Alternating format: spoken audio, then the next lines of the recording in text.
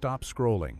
Right now. What I'm about to show you was sent to me 72 hours ago by someone who is genuinely terrified for their safety. They've asked me, begged me actually, to never reveal their name, never share their exact location, and never contact them again after this video goes live. And when you see what they sent me, you'll understand why. This is trail camera footage from the Bitterroot Mountains of western Montana, recorded at 4:47 a.m. on September 23, 2024. The camera was motion activated by something standing less than 10 feet away.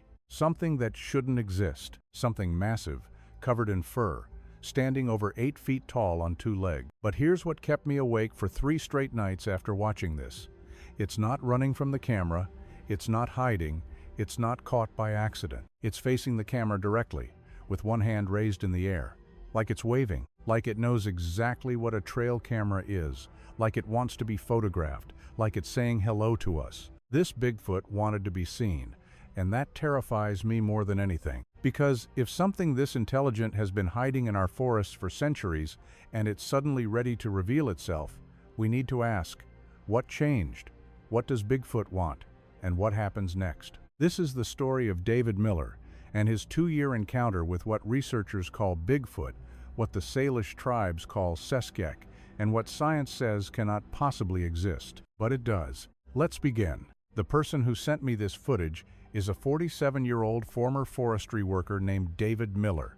That's not his real name. For the next 50 minutes, I'm going to share his story exactly as he told it to me in a 47-page email that arrived at 2:30 a.m. last Tuesday. But first, let's analyze this Bigfoot footage frame by frame, because what you're seeing here defies every conventional explanation. The figure in this footage stands between 7 and 8 feet tall. I can estimate this based on the Douglas fir trees visible in the background. This thing towers over the vegetation by at least 3 to 4 feet. And trust me, it is absolutely massive. The entire body is covered in thick, grayish-brown fur. Not uniform like a costume.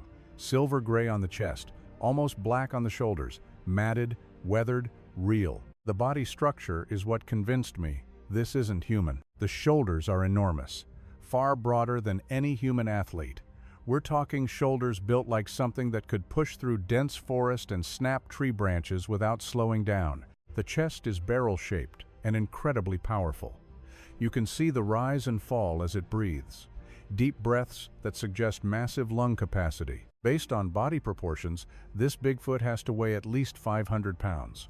Maybe more. The face is mostly obscured by fur, but there's definitely something humanoid about the structure. It's not a bear. Anyone who spent time in bear country knows bears don't look like this. They have snouts. They have a hunched posture. This Bigfoot has none of that. The profile is flatter, more like a primate. The head has a conical shape, tapering up from incredibly thick neck muscles. But what's most incredible is the hand. The right hand is raised up, clearly visible, and you can count 5 distinct fingers. The hand position looks exactly like a person waving hello. It's not threatening, it's not aggressive, it looks almost friendly, curious, deliberate. This isn't a paw, this isn't a claw. This is a hand capable of grasping, manipulating objects, and apparently making gestures toward cameras. The posture tells you everything. It's not startled, it's not mid-stride. It's standing there completely relaxed, facing the camera, arm raised, like it posed deliberately. Like this, Bigfoot wanted this moment documented. When I showed this footage to Dr. Margaret Peterson, a primatologist at the University of Washington who specializes in great ape behavior, she said something that gave me chills. If this is a costume, it's the most sophisticated prosthetic work I've ever seen. The proportions are wrong for a human. The arm length, the shoulder width, the leg structure, this would cost hundreds of thousands of dollars to create. And even then, the natural stance would be nearly impossible to fake. When I asked her what she thought it was, she paused. Then she said, "I don't know." And that terrifies me. But before I tell you how David ended up with this Bigfoot footage, I need to give you some context. Because what happened to him didn't start 3 weeks ago. It started 2 years earlier. And it started with footprints. David owns a small mountain cabin in the Bitterroot Range of western Montana, about 35 miles from the nearest town of Darby. The only way to reach his property is via a rough logging road that becomes impassable in winter. David's a retired forestry worker who spent 25 years managing timber operations. He knows these mountains. He's seen bears, mountain lions, wolves, elk, moose. Every animal that lives in these forests. He knows what's normal and what isn't. And what started happening in spring 2022 was definitely not normal. It started when the snow was melting. David noticed massive footprints in the mud near Willow Creek, which runs through his property. These weren't bear prints. They weren't elk tracks. They weren't anything he recognized in 25 years of forestry work. These were bear footprints, human-shaped, but impossibly large. Nearly 18 inches long, 7 inches wide, 5 distinct toes clearly visible, deep impressions suggesting something incredibly heavy walking on 2 legs. David took photographs and called Jake Thornton, a Montana Fish and Wildlife officer he'd known for years. Jake glanced at the photos and said it was probably just a bear print distorted by melting snow. But David knew better. He'd seen thousands of bear prints. These weren't bear prints. Bear paws have a completely different structure, visible claw marks, distinct pad pattern. These prints looked like enormous human footprints. Too perfect, too symmetrical. Could these be Bigfoot tracks? David didn't believe in Bigfoot. He thought it was all nonsense. But something had left these prints. Then he started finding other signs. Trees with bark stripped off 7 to 8 feet off the ground. The bark had been peeled away in long vertical strips, like something with hands had torn it off. And his firewood was being disturbed. He'd stack it neatly in the evening. By morning, it would be rearranged in odd patterns. Logs in circles, sticks in straight lines. Methodical, intentional, structured. David wondered if someone was camping illegally on his property. But the cabin is way too remote. No vehicle tracks, no campfire smoke, no human footprints, only those massive barefoot prints. So he set up trail cameras. 3 of them, motion activated. 1 by Willow Creek, 1 on the main trail, 1 near the woodpile. For 4 months, the cameras captured normal wildlife. Deer, elk, a black bear, a mountain lion, nothing unusual. But David kept finding those signs. More footprints, more disturbed firewood. And then, the Bigfoot encounters started. The first sighting happened in April 2022, on a cold evening at dusk. David was splitting firewood about 30 yards from the tree line. It was one of those clear, quiet evenings where sound carries. Then he heard something that made him stop. A loud crack, like a thick tree branch snapping under weight. Something heavy, something big. David looked toward the sound and saw movement between the pine trees. Something huge was standing there, partially hidden behind a massive Douglas fir. At first, he thought it was a bear, but as his eyes adjusted, he realized the shape was wrong. It was standing fully upright, not hunched like a bear, standing straight up like a person, but way too tall and too broad to be human. He could only see the outline. Tall, massive shoulders, definitely not a bear. They watched each other for maybe 20 seconds. Neither moved. Then the figure stepped backwards and disappeared into the forest. Not running, not crashing through brush, just a smooth, deliberate retreat, silent, controlled. David tried to follow the tracks, but he found only 1 clear footprint in soft ground. Same as before. Massive, human-shaped, about 18 inches long, 5 distinct toes. Whatever had been watching him was the same thing leaving Bigfoot tracks around his property. That night, David lay awake, listening to every sound outside, trying to convince himself it was just a bear. But he knew it wasn't. He knew he'd seen something else.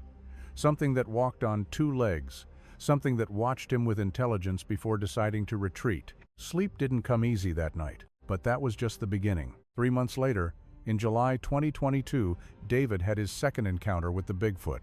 This one was crystal clear. He was fishing at Willow Creek, about a quarter mile from the cabin. Evening, sun setting, long golden shadows through the trees. He heard splashing upstream and figured it was a deer coming to drink. But when he looked up, his blood went cold. The same massive figure from April was crouched by the water about 50 yards upstream, drinking, but not lapping water like a bear. It was using cupped hands, bringing water to its mouth like a person would. This time, David got a much better look. The light was better, and the Bigfoot was out in the open. The fur was dark brown, almost black where wet, lighter patches on the shoulders. The head had that conical shape. The face was somewhere between ape-like and human-like.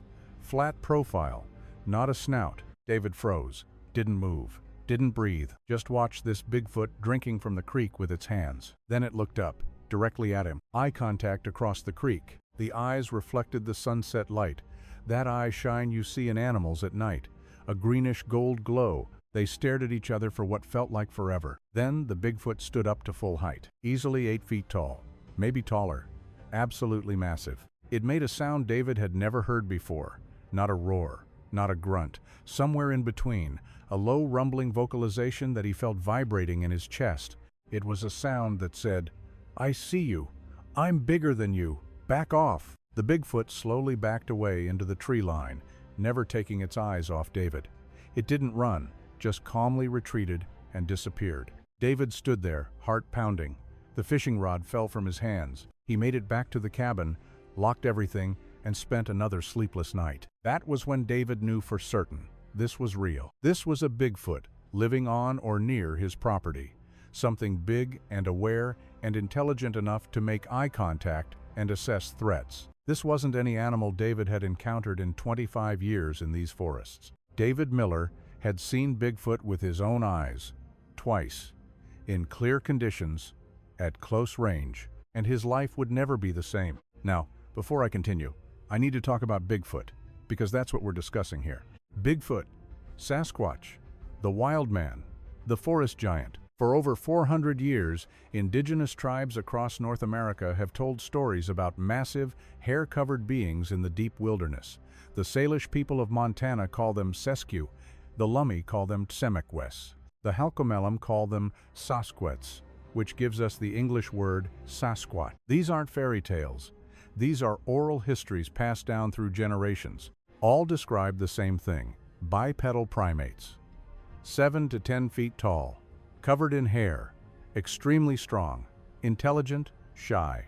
When European settlers arrived, they dismissed these Bigfoot stories as superstition, primitive mythology, but the sightings never stopped. In 1958, Jerry Crew, a bulldozer operator in Northern California, found massive Bigfoot footprints at a logging site. The story went viral. Newspapers called the creature Bigfoot, and the name stuck. In 1967, Roger Patterson and Bob Gimlin filmed the most famous piece of Bigfoot evidence ever captured. 59 seconds showing a large, hair-covered figure walking through a clearing in Northern California. That Bigfoot footage has been analyzed for over 50 years. No one has definitively proven it's fake. Many experts believe it's real. Since then, there have been over 10,000 reported Bigfoot sightings across North America. Thousands of footprint casts, hundreds of audio recordings, dozens of videos. Most are hoaxes, but not all. Dr. Jeff Meldrum, a professor at Idaho State University, has spent 25 years studying Bigfoot evidence. He has over 300 footprint casts showing consistent anatomical features. Dr. Meldrum says publicly, "The evidence suggests a large, undiscovered primate in North America. The Bigfoot footprints demonstrate anatomical features nearly impossible to fake consistently." The Bigfoot Field Researchers Organization has documented sightings in every U.S. state except Hawaii. Montana alone has over 200 reported Bigfoot encounters, and the Bitterroot Mountains have a long history of Sasquatch sightings dating back to the 1800s. Local indigenous elders say, "They're real. They've always been here. They avoid us because humans are dangerous." David Miller didn't go looking for Bigfoot. He didn't believe in Bigfoot until Bigfoot showed up at his cabin. After the July Creek encounter, strange things started happening more frequently. The firewood disturbances became nightly. By morning, logs would be in circles, sticks in patterns, sometimes sorted by size. Then Bigfoot started leaving offering. David would find things on the woodpile: pine cones in perfect circles, river rocks stacked into cairns, a deer antler placed carefully on top. These weren't random. Something was communicating, leaving gifts. David researched Bigfoot behavior. He found dozens of reports describing the same thing: Sasquatch leaving gifts, arranging objects, responding to human presence. It's called gifting behavior, documented across North America for decades. Some researchers believe Bigfoot sees humans as territorial neighbors and leaves offerings as a peace gesture. David decided to test this. He started leaving his own offerings: apples, beef jerky, granola bars, fresh fish.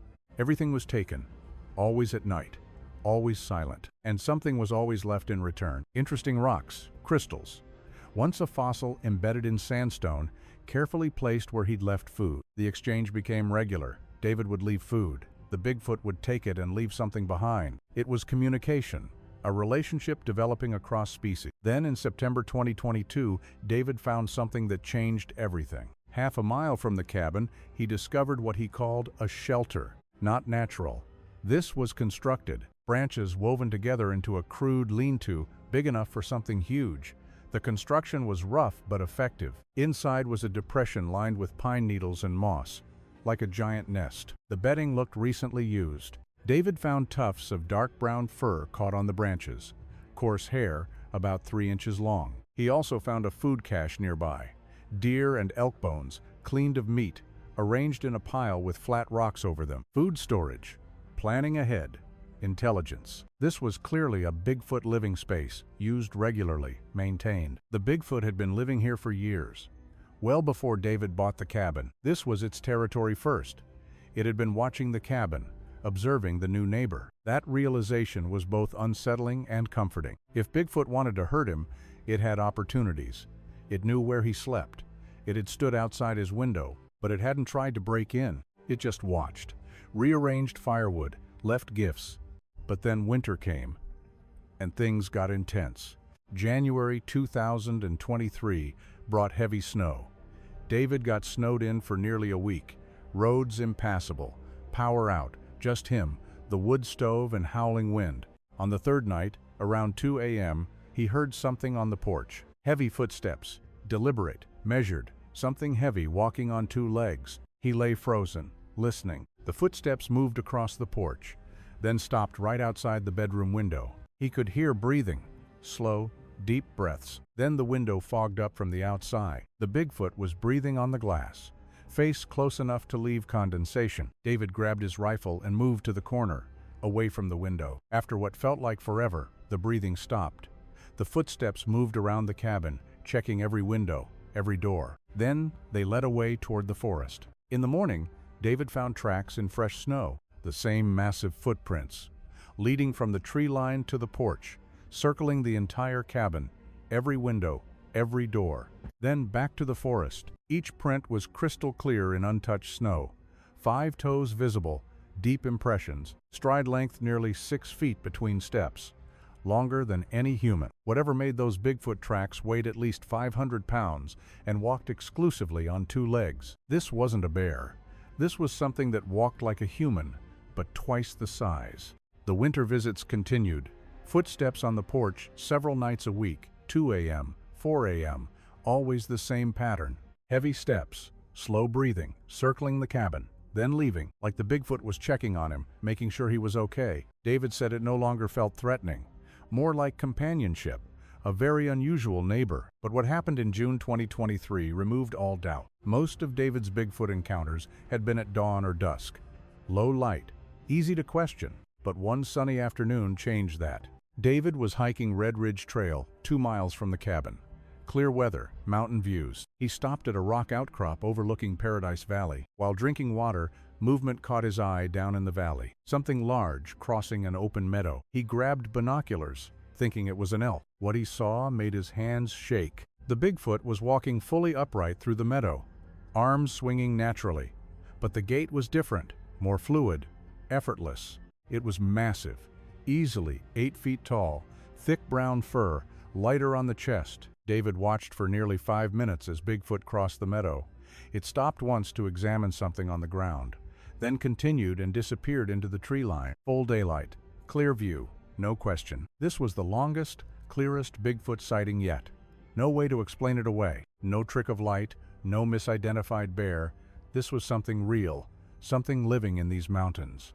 Watching that Bigfoot walk across an open meadow in broad daylight for 5 minutes removed all doubt. Bigfoot was real, and it was living less than 2 miles from his cabin. Then in September 2023, something extraordinary happened that would change David's relationship with this Bigfoot forever. David was on the porch one evening at dusk, reading. He heard that familiar sound, a branch snapping in the tree line. He looked up. There it was, standing partially behind trees, but clearly visible. This time, the Bigfoot didn't immediately retreat. For several minutes, they just watched each other. Neither moved. Then David did something that might have been stupid or brilliant. He slowly raised one hand, a simple wave. Not threatening, just acknowledging the Bigfoot's presence. He didn't expect anything, but after a long pause, maybe 30 seconds, the Bigfoot raised its own hand. Same gesture, deliberate, clear, a wave back. Then it turned and walked away. Not running, just walking calmly back into the forest. That moment changed everything. Animals don't mimic human gestures. Animals don't understand waving. This Bigfoot was aware, intelligent enough to recognize a greeting and return it. This was communication across species. David felt both exhilarated and terrified. Exhilarated because he'd just communicated with Bigfoot, something science says doesn't exist. Terrified because if this Bigfoot was that intelligent, what did it think about him?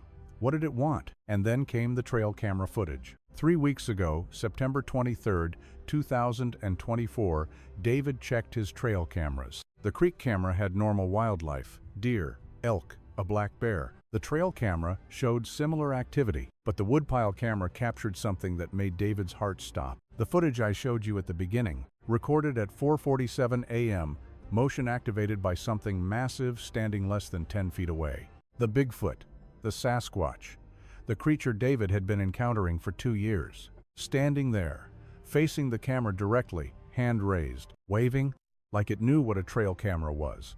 Like it had seen David check the cameras and understood. Like this Bigfoot wanted to be photographed, wanted to be documented, wanted to say, "I'm here, I see you, and I'm choosing to show myself." David said when he first saw that Bigfoot footage, he just sat staring at his screen for 20 minutes. Not moving, barely breathing. This was proof. This was evidence. Everything he'd experienced for 2 years, captured in crystal clear detail. But it also terrified him, because if he made this Bigfoot footage public, if researchers and hunters flooded the area, the creature would disappear. The forest would be invaded. The trust built over 2 years destroyed in a day. That's why David sent it to me anonymously. He wanted someone to know, wanted it documented, but also wants this Bigfoot protected. The creature is safe as long as it stays hidden. As long as most people think Bigfoot is just stories. David's email ended with this: "Every time I look at that footage, seeing that raised hand, it reminds me we share this world with more than we understand. There are still mysteries, still things that defy explanation, still beings living just beyond what we think is possible." But here's what David didn't tell you in that email. Here's what he told me in a follow-up message just yesterday. 3 nights ago, David heard the footsteps again. On the porch, 2 a.m., same pattern. But this time, when he looked out the window, the Bigfoot wasn't alone. There were 2 of them, standing side by side, looking at the cabin, one large, one smaller, maybe a juvenile. The larger Bigfoot raised its hand toward the window, that same wave gesture. Then they both turned and walked back into the forest. David sat down and wrote me 3 words. They're multiplying. So let me ask you something. If there are TWO Bigfoot creatures on David's property now, how many more are out there? How many families?